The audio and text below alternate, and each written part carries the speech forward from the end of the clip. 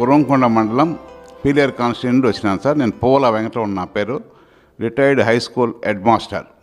కుప్పం కాన్స్టిట్యూన్సీలో retired head master, Chandrababu గారి నియోజకవర్గంలో రిటైర్డ్ హెడ్ మాస్టర్ నేను.